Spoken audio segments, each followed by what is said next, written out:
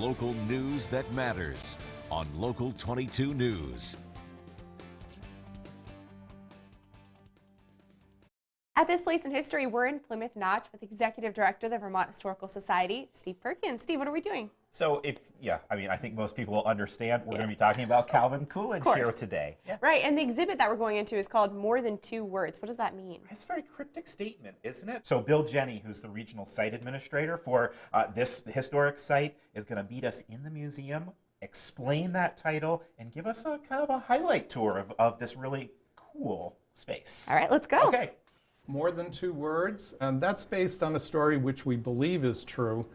Vice President Coolidge often had to go to dinner parties as part of his obligations, and he apparently was seated next to a woman who told him that she had a bet with someone that she could get him to say more than 2 words during the dinner. And his response to her was, "You lose." So she obviously lost the bet.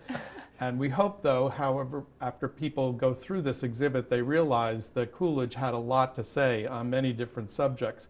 He, in fact, gave more speeches than all 29 presidents before him, and he wrote them all himself.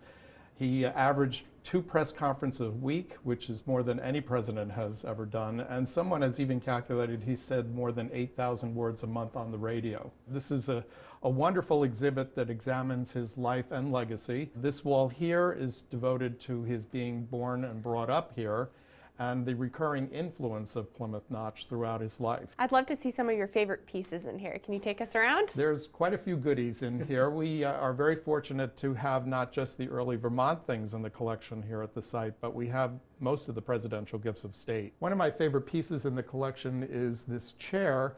This was a gift from the people of Hungary, and there's quite a bit of symbolism involved in the carving here, which is really quite exquisite. On the one side is George Washington.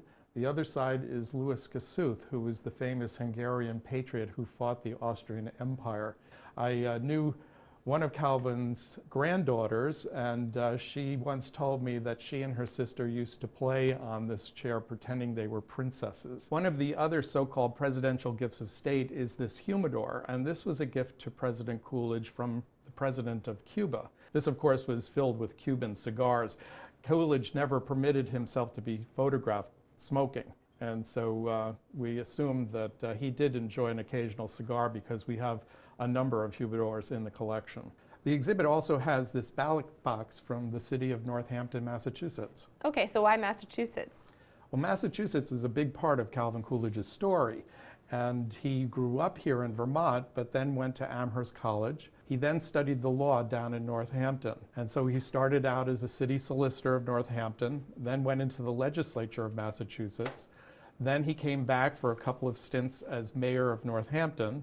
Then he went back to the state senate. He eventually became president of the Senate of Massachusetts, lieutenant governor, and governor. Bill, there's so much to see here. We've just barely scratched the surface. How can people come and take this in for themselves? One could really spend 2-3 hours in here if he wanted to, because we have these what we call narration monitors where there are several layers that you can get into. We hired Jim Cook, who was a one-man Coolidge show for over 30 years, to act as Coolidge in these narration monitors and in our presidential press conference. At this place in history.